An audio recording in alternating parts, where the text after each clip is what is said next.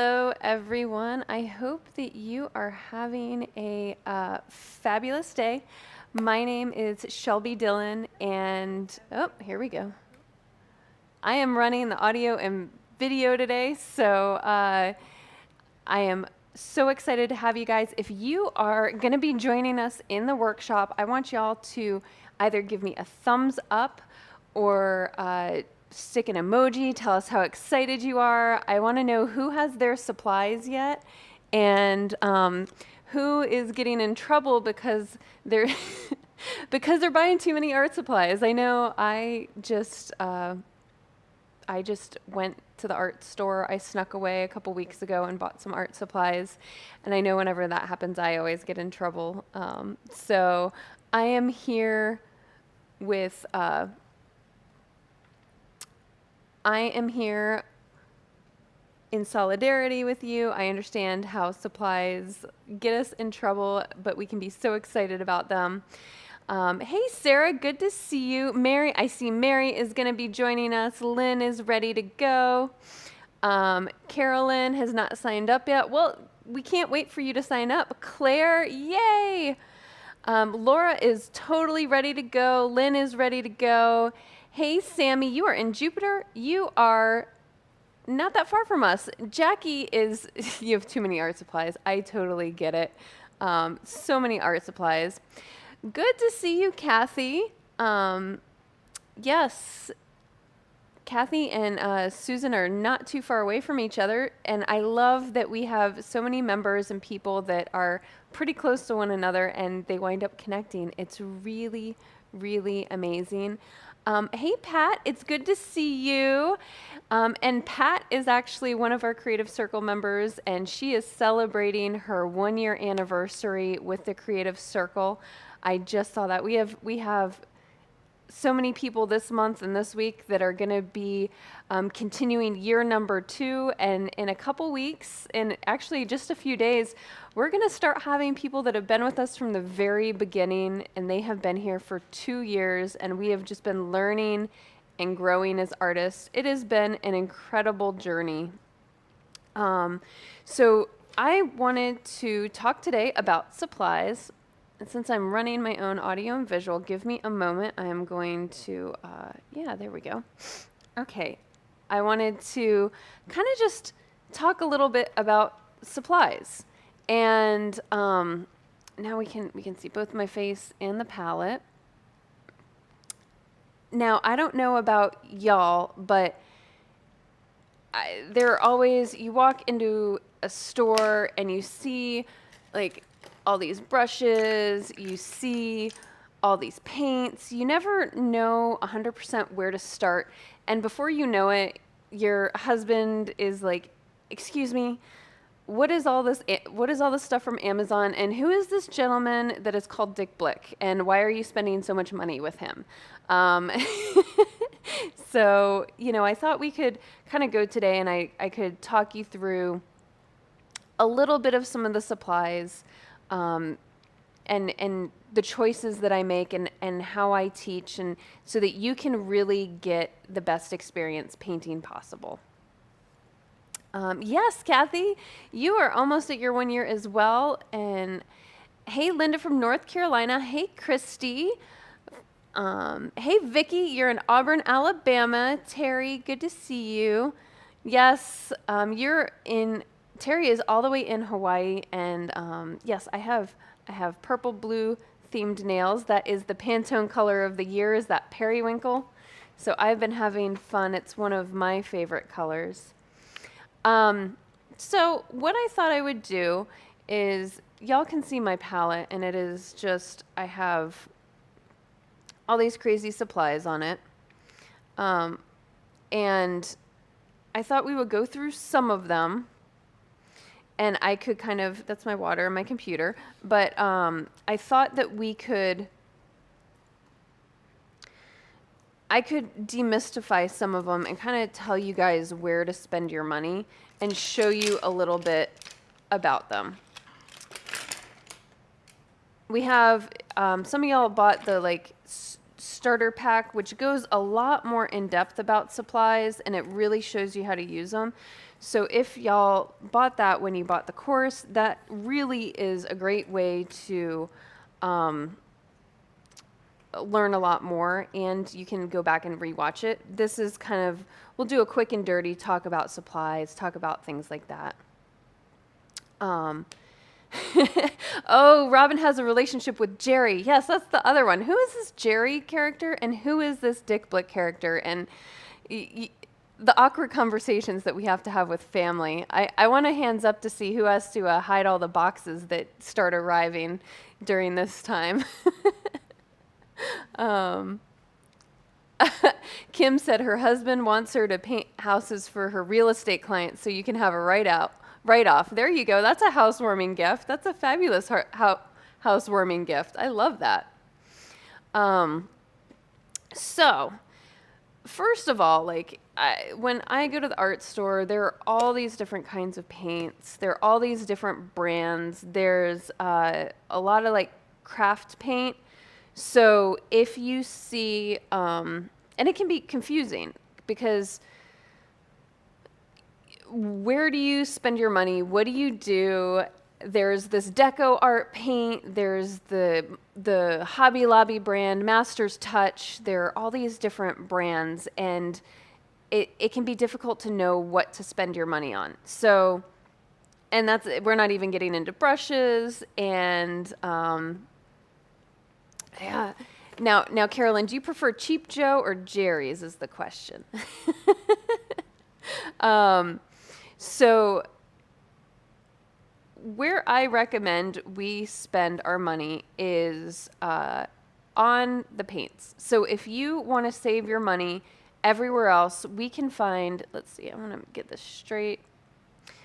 If you spend your money anywhere else, I recommend that you spend it on the paint. Good paint is going to just make your life so much easier. It will mix easier with other colors. It will, it'll be easier to handle, and you'll use a lot less of it. So, like I work with a lot of cheap brushes. The brushes I use aren't really expensive. If you want, you can get a giant pack of like the super cheap brushes. You can paint on different kinds of paper. If you are looking to save money, there are a lot of different ways to be economical about the process. But if you're going to invest and you want to learn to paint and sort of get past the wine and design level of painting, if you want to start painting for yourself and doing some work that's a little bit closer to fine art, I recommend investing in really good paints. Now, these brands, Liquitex or Golden, are both great brands, and I know you can find both of these at everything. Hobby Lobby, Michael's, Joann's should have them, and Dick Blick and Jerry's, I recommend ordering online. They are often run sales. That's where you're going to get the best prices. Michael's, Joann's, Hobby Lobby.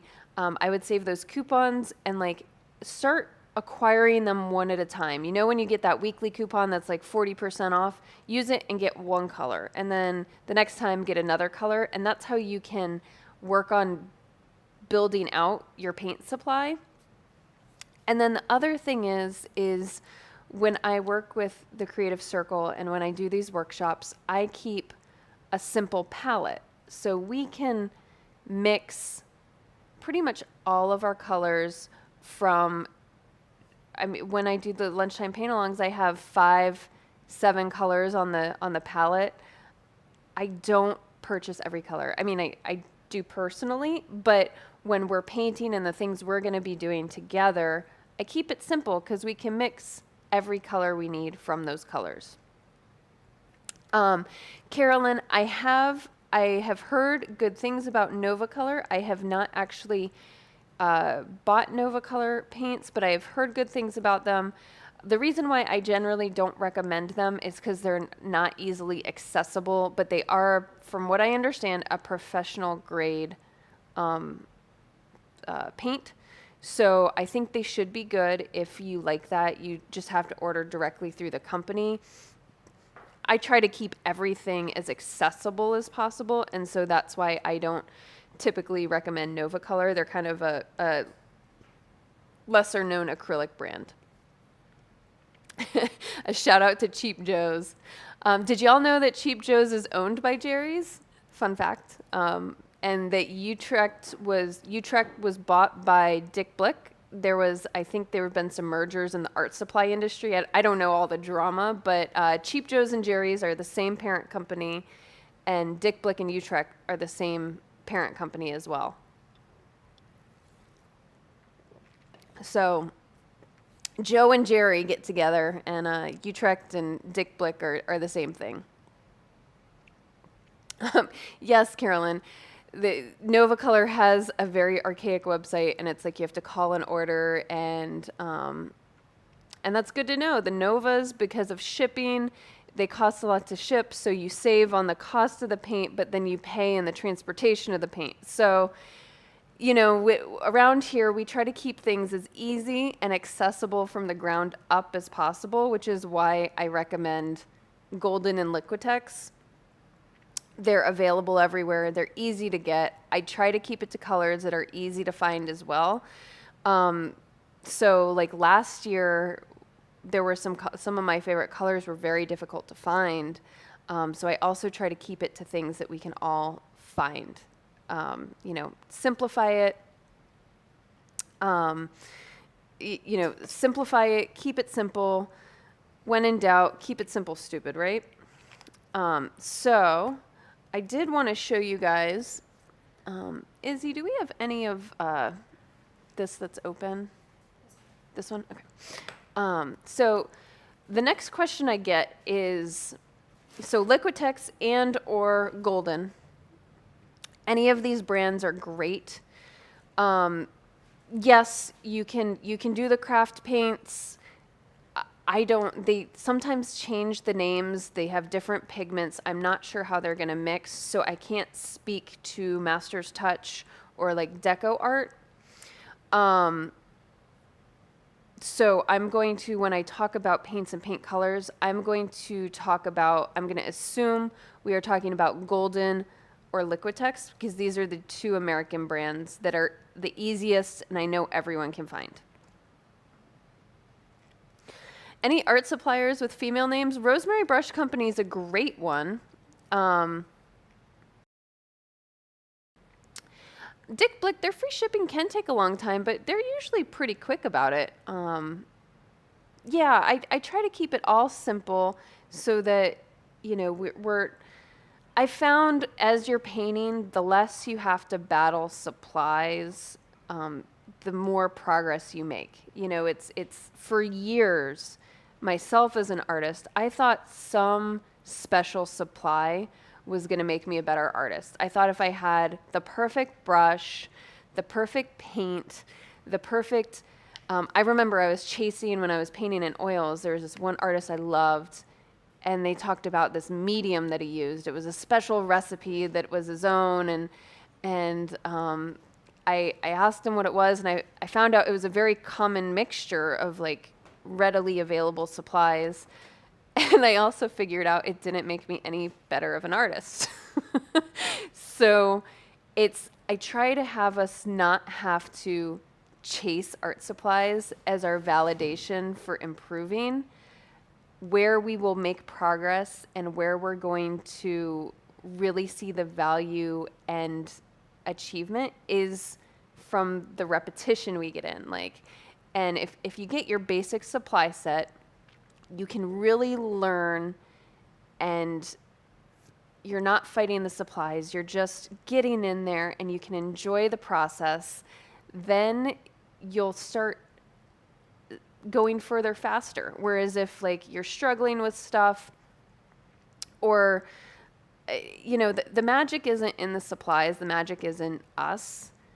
And it took me a long time to figure that out. Like I said, I was chasing the perfect whatever. Maybe if I could do this, I would take my art to the next level. Maybe if I had this easel, it's this $2,000 easel, that is going to make me a better artist.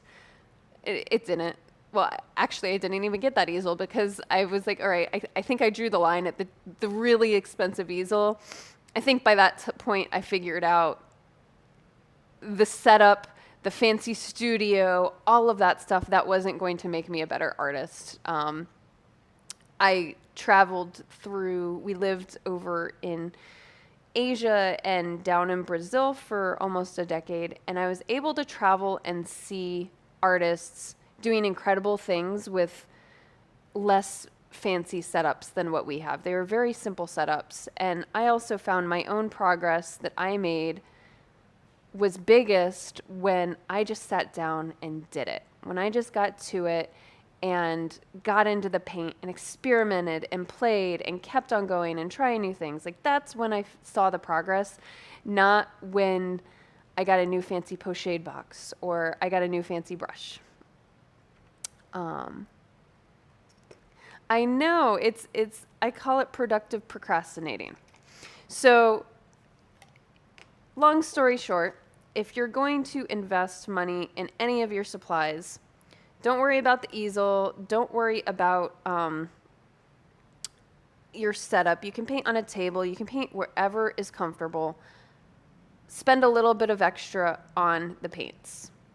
The paints that I recommend will be about $100, but you will be able to use them for a long time, and the paints will go a long way towards getting you started in art. The two colors you would probably need bigger tubes of are, typically I use a lot of ultramarine. Ignore the brand. It's the same as with golden. And then titanium white. So you can get I clearly use a lot of titanium white. Let's see. So most of your colors, I'd recommend that just these little small tubes, but I would get these bigger tubes, at least of the titanium white. You don't necessarily have to have it in the ultramarine. For what we're doing, the small tube of ultramarine is probably fine. But typically, I find in how I paint, the two colors I use the most are white and ultramarine.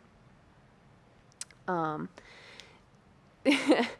Sharon said her biggest problem is productive procrastinating. You get so self-critical that you don't paint for experience and learning. That is a wonderful point, and isn't it so easy to just procrastinate and then think this one thing will solve it. This one thing will do it.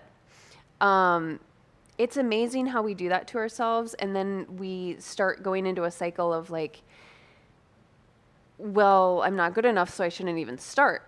It's so easy to get into that cycle, and I guarantee you that if you just get in there and start painting like nobody's watching and sort of break that white canvas fear and just start painting, just start getting your hands dirty, your work will improve. You will learn. You will pick things up. Take lessons, join in on workshops like we're doing. You will get better. It's like when we ride a bike or learn any new skill. Art and painting is simply a skill we develop over time. It can be learned. It just takes the reps. We are not born with an innate ability to paint. All right.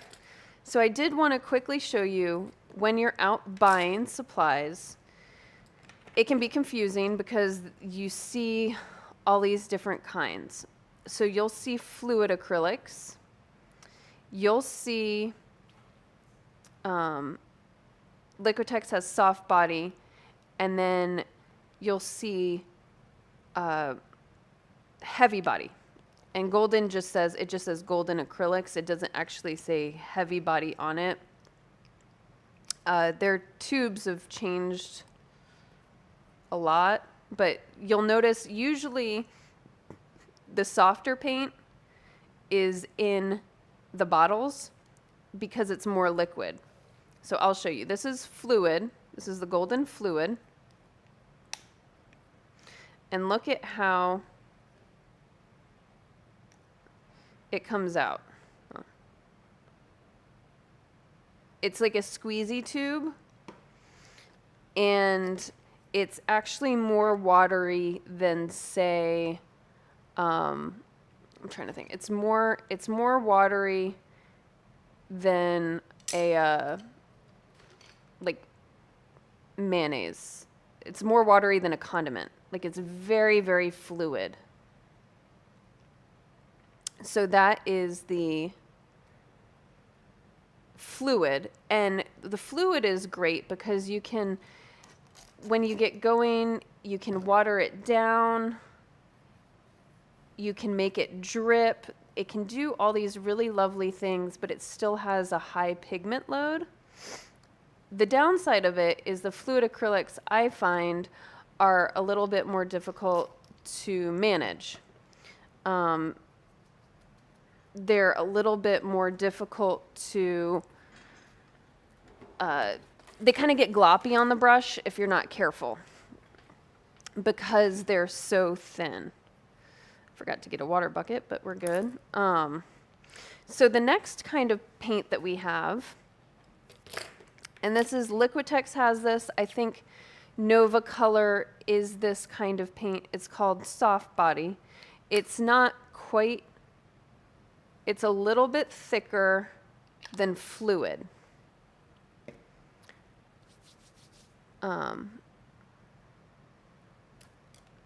And this is, it's just a little bit thicker. See how it kind of skates across the page? It doesn't flow quite as thick, but it's still, you can water it down, get lovely, lovely washes with it. You can do all kinds of fun stuff with that. All right, and then let me, where was my heavy body?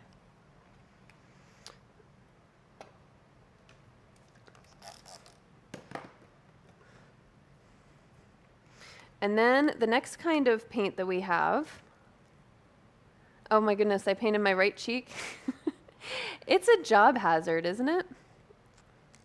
Oh my goodness, I did. Thank you guys. Y'all are looking out for me. You'd let me know if I had spinach in my teeth, wouldn't you? All right, so the next kind of paint that we have is the heavy body. And this is going to be consistency more like toothpaste. So the fluid is going to be much more liquidy. Like if I were to tip it, this would run down more. It's kind of, it's already, we have surface tension. But this, you can actually squeeze it out just like this, and it'll dry in these big glops like this. And the good thing is it can be so much thicker and buttery, but we need a little bit more on our brush. So you have to get a little bit more on your brush in order to have a thinner coverage. And we can do washes with this as well, but it's not as easy, and it does tend to water down the paint, so you don't get as pure of a color. If you want to do really, really pure washes, fluids are the easiest to do that with. And so this goes from the most liquid to the heaviest, thickest toothpaste kind of consistency. I am recommending, and what I typically work with is the heavy body. We can always thin it if we want to, but it does give us a really good coverage and consistency. And that's what I work with 9 times out of 10. It's what I'll be using in the workshop. So if you see a choice, try to go with the heavy body. They typically come in tubes. Liquitex, they also have a heavy body, and it comes in tubes as well. If you think about it, the thicker paint, you can't squeeze out of a squeezy tube because it's too thick. So the thicker paint will be in like a thicker tube. So just if you're, and look for that, look at the label. It'll say heavy body like by the price tags. So I recommend the heavy body.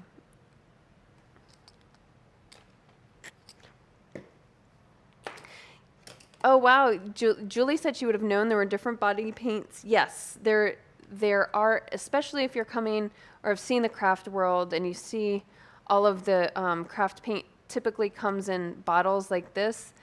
Craft paint has a closer consistency to the fluid acrylics, but there's not as much pigment in them. So you have to use a lot more paint, and the craft paints tend to not be as good of coverage. So you might have to do a couple, especially when you get to a lot of colors, you have to do like a couple layers in order for your paint to really show. So once again, that's where using a little bit nicer product can just make your life simpler, so you can focus on the art and not feel like you're doing battle with your supplies and getting frustrated with your supplies. Laura, I don't believe that one is necessarily more expensive than the other, soft, heavy, or fluid. It varies brand to brand, and it'll vary pigment to pigment. Some colors are a little bit more expensive than others. The titanium white is one of the cheapest colors overall, and so that's the one that you would want in the big tube.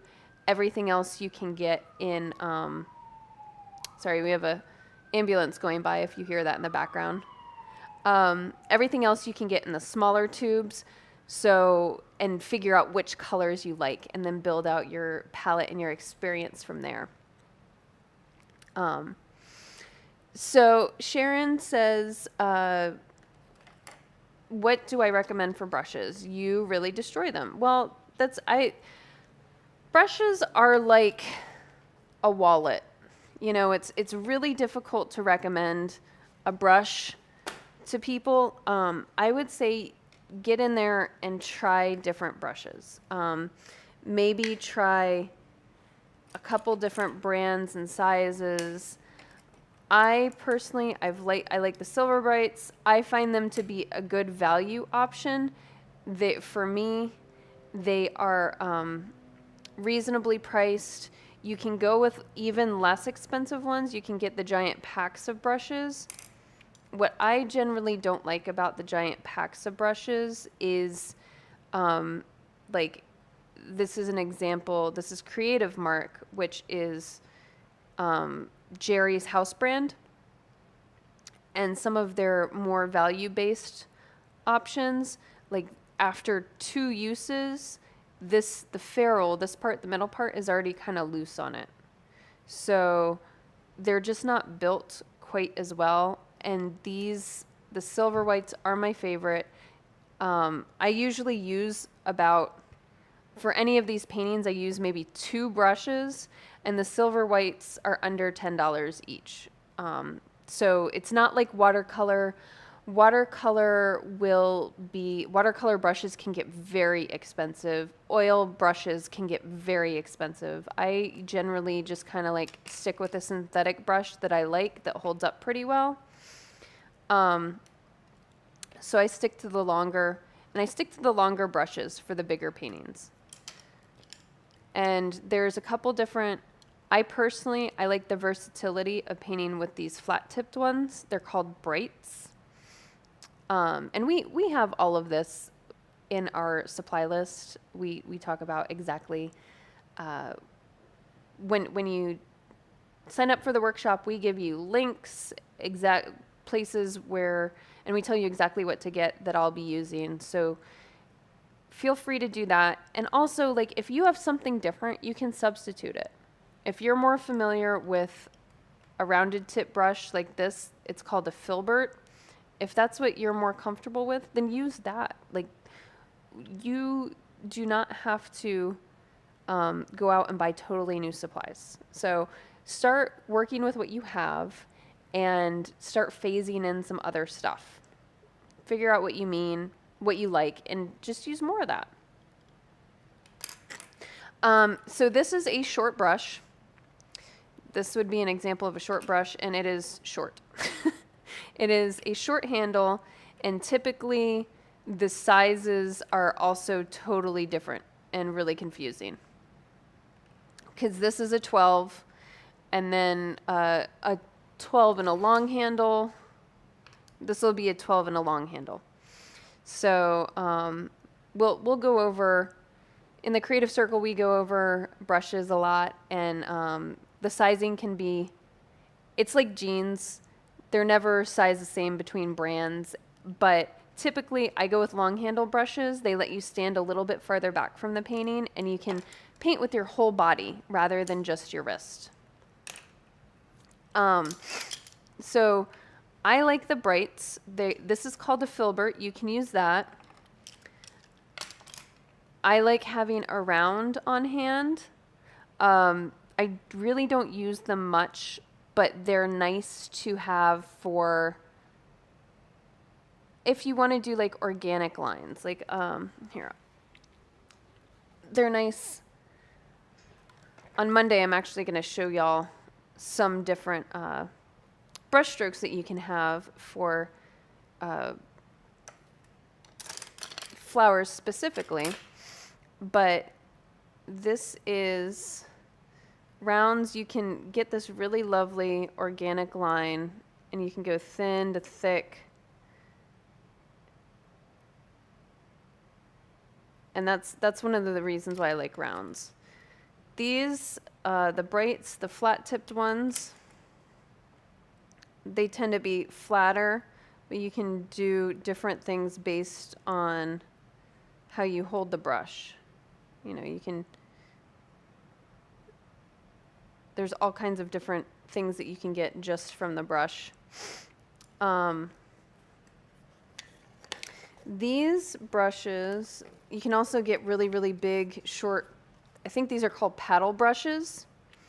And these are for like covering really, really large areas.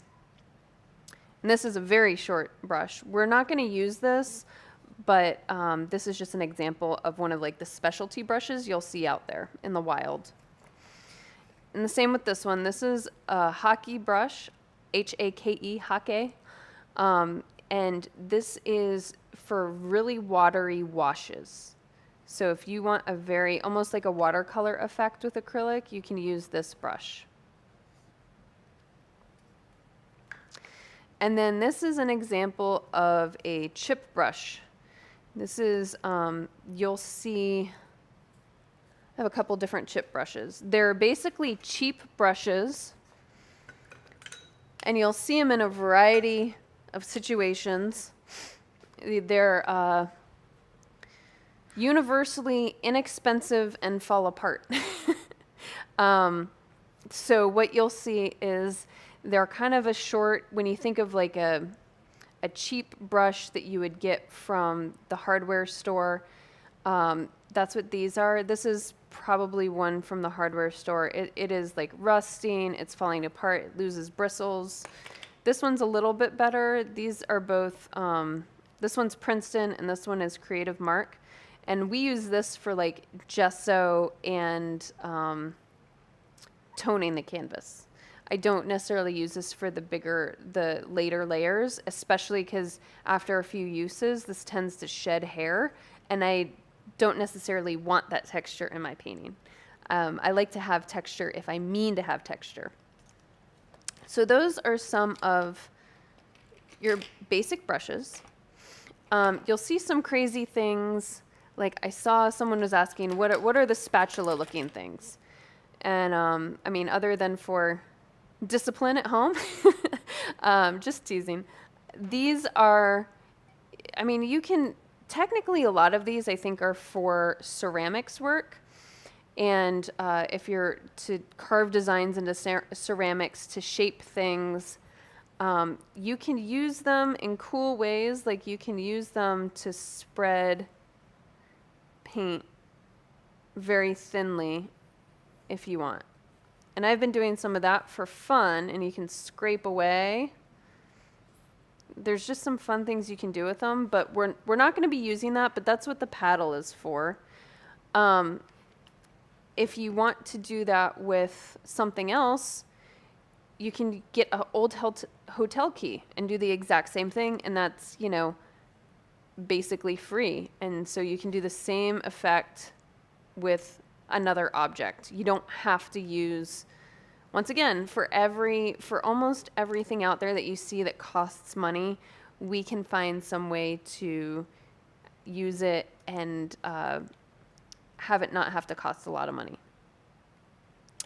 So that's most of the brushes. Here's another kind of one. Mostly these little paddle ones I use to scoop paint out of tubs. That's what I use them for.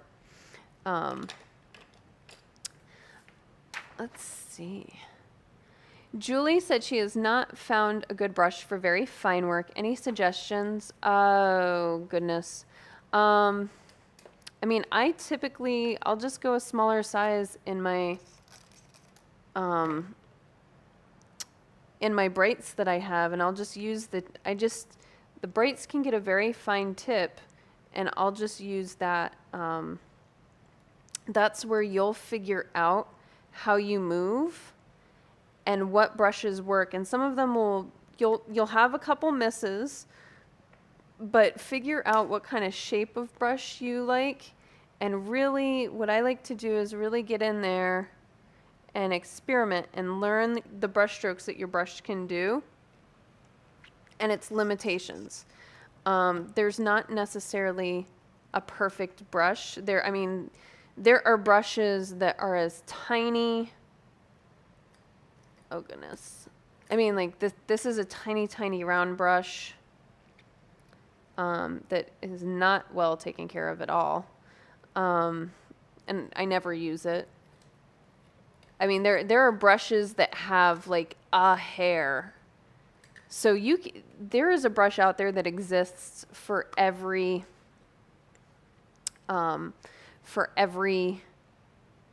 situation. It is the ones I have found, brights are incredibly versatile, and I can do a lot with them. Camille, we're not going to be covering watercolor painting. This is all about acrylics because that's what we're going to be using in the workshop. I do not paint with watercolors, so I am not the best person to really tell you about that. A couple other fun things that are out there are they have these acrylic markers. These, what I'm going through, are just optional. We're not going to be using them in this clinic and in this workshop at all. But there are some like fun paint markers that you can do. And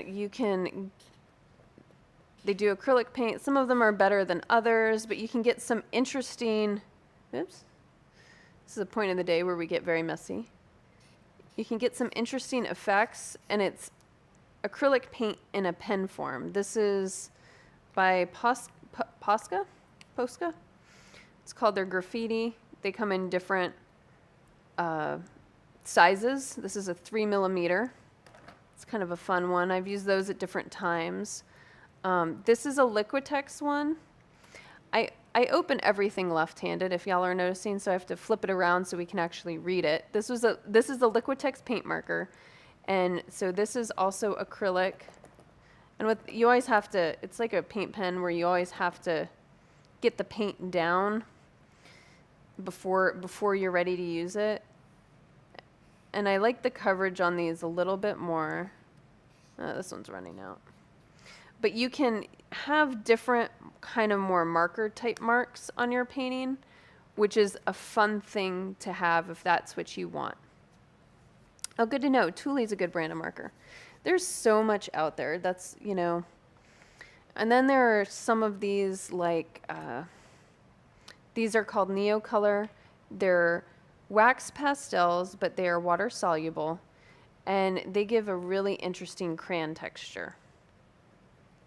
So you can come in and you can do some different things with them. It's more like using watercolor paints. I'm sorry, it's more like watercolor pencils. But these are water soluble pastels, wax pastels. So these are kind of fun to just have different textures with. And that is, the brand is Neocolor. It's just called Neocolor 2 water soluble wax pastels. Those are just a couple fun ones. We're not going to be using paint markers or the pastels in the workshop, but you know, sometimes it's fun to experiment with some different things.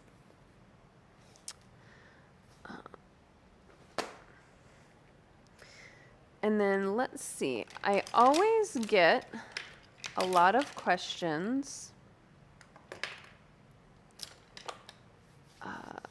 What palette do I use to put my paints on? So this right here, this is what I primarily use. This is glass. And what I have done, and it's currently the size of my entire table, so I can't just lift it up and show you, but I have painted the backside gray, and I prefer a toned palette so that I can see value a little bit better. If it's, for example, this right here is a dark color, and so when I see it against the gray, I know it's darker than a certain point. And this right here is lighter than the gray, so I kind of have this gray as my mid-tone, and then I can see value a little bit better when I'm mixing colors. So that's why I like a gray toned canvas. That's also why we kind of work with, we'll tone, I'm sorry, a toned palette. That's why we will tone our canvas as well, is because it helps us kind of set a midpoint for the painting. And we can then see the value better. And if we can see the value and understand the value, it makes painting so much easier. So that's the palette I primarily work with. For the workshop, what I like to use, and if I know I'm going to be painting and I want specific colors, I use a Stay Wet palette, which one of our members has come up with a great alternative version of this that involves a Ferrero Rocher tin. But a Stay Wet palette winds up looking like a Tupperware. So Esther, if you see this, we've been working really, really hard on emptying our Ferrero Rocher box so that we can make this a paint palette. So if you have Tupperware, if you have a tin, you can make your own economy kind of one. And what you do is you put in some damp, you put in like a damp paper towel, and then that baking parchment paper, and it makes it very easy to save your colors.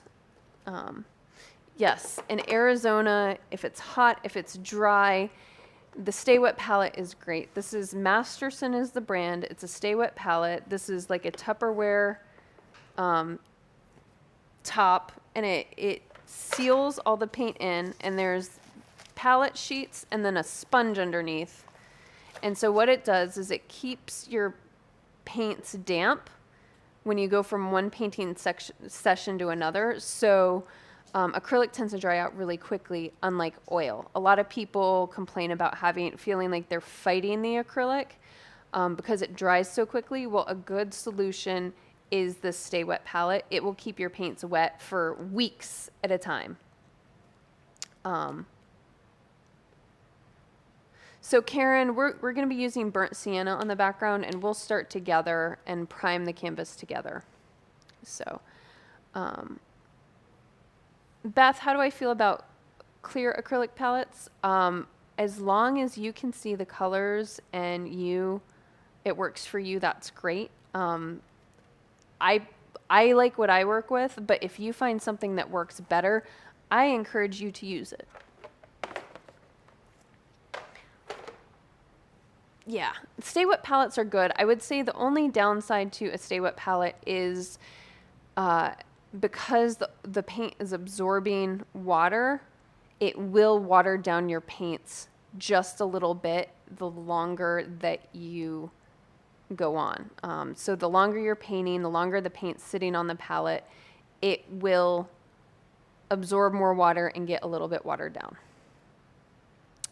down. The other thing that you're going to need is a canvas.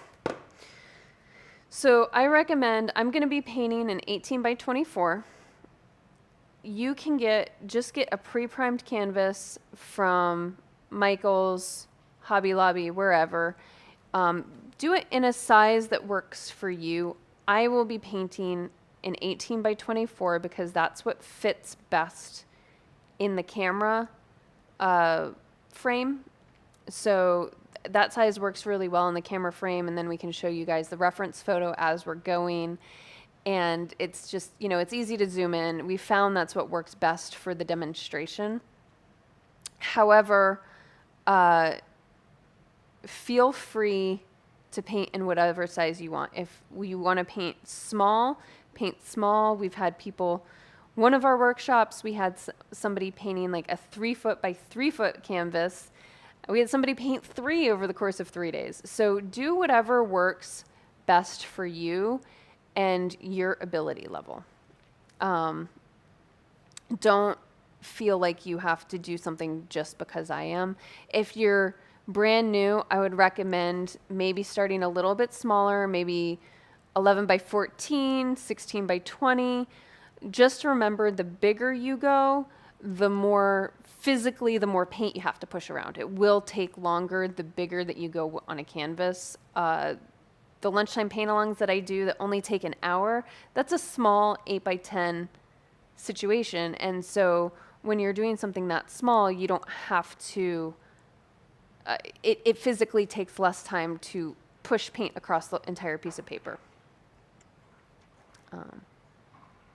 Yes, same thing. Get a Tupperware, use like the Viva paper towels or like the shop rags, a chamois, something like that, and then put parchment paper over it. That is the more value-based option for a Stay Wet palette. It's fabulous. And if you don't have like a Tupperware that's big enough, get like a baking sheet and put some saran wrap over it. That it will probably stick to the paint. So that's where like a Tupperware with a lid is nice. But work with what you got. Don't feel like you have to have every single supply. Start figuring out what you like, what you feel like you need to improve, and then start adding that into your repertoire as you go. Felt. Interesting. I love that. You guys are so creative about this. Somebody said they noticed that I have high flow medium in the photo of your space. What do I use it for and how do I use it? I really don't use the high flow medium. Sometimes I wind up with some paint that gets a little gunky.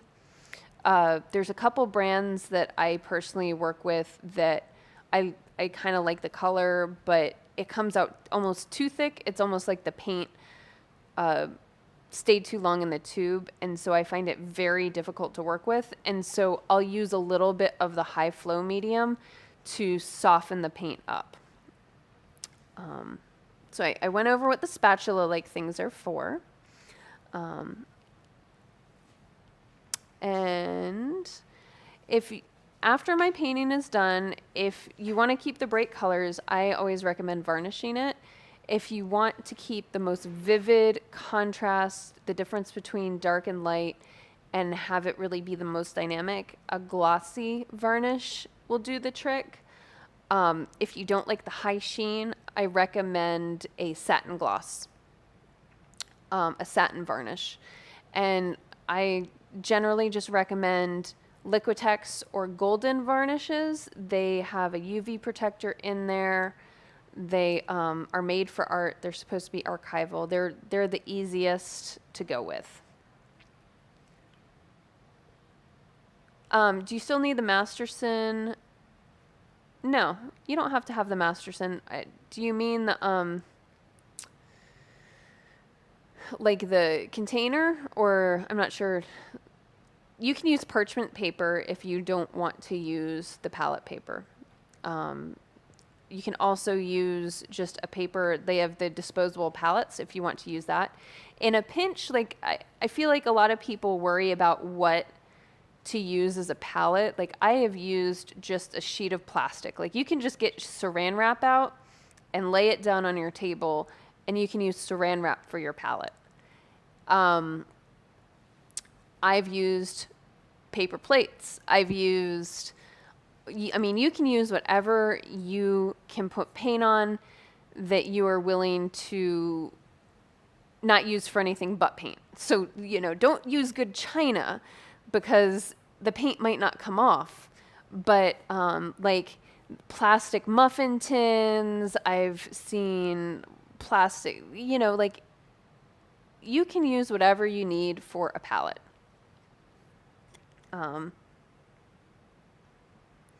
That just makes it a little bit easier. June says she uses distilled water in the Stay Wet palette. It prevents mold from growing in your paint when it's sealed up. That's a great tip. I have not used distilled water. I just found the paint kind of goes funky after about, not necessarily moldy, but it just kind of goes funky after maybe 2 weeks. So I would change it out anyways. Like it'll keep it from night to night over a week or 2 weeks, but probably after that it just gets a little funky. So there's all kinds of fun stuff that you can do. I think that's about it. I think we've covered most of the questions. Our workshop is going to be next week. It is Tuesday, Wednesday, and Thursday at noon. And once again, if you haven't signed up, you need to sign up. We're not going to be doing it here in the group, so you won't see us here. We're going to be elsewhere painting together. And we are going to, I did want to announce, it's kind of a big announcement, but this is probably the last public workshop that we're going to be doing. We've done several of these now, and they're so much fun, and we love them, and we love having them open to a lot of people. But this is one of the benefits of the Creative Circle, is this live experience in this workshop, and I think we're going to pull it into just the Creative Circle. So if you've enjoyed these workshops and you like the live experience and the interaction and the teaching, I think we're just going to be doing it inside the Creative Circle. This is definitely the last time we do one of our workshops at this price, just for the live event. If we do another one, which we might, but the price will most definitely be going up. We thoroughly enjoy these, and they're so much fun, but I want to pour all of our energy into the Creative Circle, which is our VIP membership, and they are such an amazing group of people, and we do one of these workshops together once a quarter. So we do a big 3-day workshop, 2-day workshop once a quarter, and we do a bigger, more complicated painting. Every month we do a painting demo that's pre-recorded, but these workshops are a really special experience. So this is probably the last one that I'll be doing publicly, definitely for this price. But I am very much looking forward to it. We have a great group so far. We have a whole bunch of people signed up, and I am really looking forward to it. I love blues. I love hydrangeas. I love spring. There's going to be a little bit of glass in there, but we're going to make it really easy for anyone that wants to join us. We break it down. We go from literally a blank canvas. We go from a blank canvas, a white canvas. I show you how to tone your canvas, draw it on, and then we go through the 3 days of painting. And because we have the replays available, I really recommend that you don't worry about following along exactly with me. Come for the live experience, ask your questions, take notes, eat your lunch, whatever you want to do, and then use the time after each day to rewind, rewatch, look at the colors, make sure you're mixing the colors correctly. And it's really it's a lovely experience, and we have so much fun together.